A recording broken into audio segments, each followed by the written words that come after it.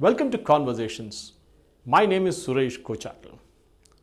One often talks about judicial overreach, but after reading the order of the Supreme Court bench yesterday, in the case of Prime Minister's convoy being held up in Punjab, one gets the feeling that the Supreme Court has taken over the reins of running the country. The Chief Justice of India and his fellow judges have effectively forgotten that courts are supposed to interpret the law, not rewrite it. I repeat, courts are supposed to interpret the law, not rewrite it. If this video of mine will result in a case of contempt of court, so be it. I am ready to face the might of the highest court of the land, with the hope that it will finally drive some sense into the judiciary that today runs our executive. In spite of the millions of cases that are piled up for decades in various courts across the country, the judges get involved in cases that they have no business to be taken up in the first place. Our judges take holidays that would put a school kid to shame. Diwali holidays, Dasara holidays, Christmas holidays, winter holidays, summer holidays, and to top it all, a 5-day week. Judges want the rest of the country to work 9 hours a day, yet start the courts only at 10:30 a.m. and wrap it up by 4 p.m. max. Of course, the excuse given is that the judges have to dictate the judgments and also look up the notes written by the legal assistants on cases listed for the next day. This is when there are millions of cases pending across the country.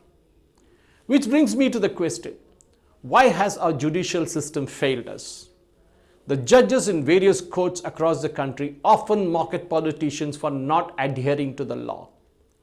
But not once do these my lords get there off the ivory towers to look at the rot that has eaten away the innards of our delivery of justice. It's often said justice delayed is justice denied. Well, like the Satyameva Jayate, these words ring hollow in a system where judges hold themselves above accountability. If a government servant or a private sector employee does not do his job as is required to be done and does not change his or her way of working, they're liable to be sacked. But have you ever heard of a judge being sacked for not doing his or her job, that is, to ensure justice in a time-bound manner? Take the Sabarimala case, which was heard for months by a 5-judge bench a couple of years ago. That was a question of faith and tradition, which was best left to religious leaders and the priests to decide. 5 judges sitting for days on end hearing a case means that hundreds and thousands of cases which were slated to be heard by them got pushed to a later date that may be now scheduled after a year or two. This is judiciary. Our constitution clearly laid out the roles of legislative, executive and judiciary with clear-cut roles on what each one is supposed to do. The framers of our constitution had made sure that each one of us does not tread on the toes of the other. But over the years, these lines have got blurred. In the first 5 decades since 1950, the lawmakers had more or less stuck to their role. It's the executive and judiciary that started getting into each other's domain after that. On its part, the executive tried to rein in the judicial appointments by enacting the National Judicial Appointments Commission, or NJAC as it was called, a proposed body which would have been responsible for the recruitment, appointment and transfer of judicial officers, legal officers and even legal employees under the Government of India and in all state governments of India. The commission was established by amending the Constitution of India through the 99th Constitution Amendment, with the Constitution being amended in 2014, or what was called the 99th Constitutional Amendment 2014, which was passed by the Lok Sabha on the 13th of August 2014 and by the Rajya Sabha on the 14th of August 2014. The NJAC would have replaced the collegium system for the appointment of judges as invoked by the Supreme Court, via judicial fiat by a new system. But the judges of the Supreme Court found that the NJAC would have taken away the cozy club of the collegium, where the Supreme Court judges decide who would make it to the High Courts, who would get elevated, who would become the Chief Justice of High Court, and also who would get transferred.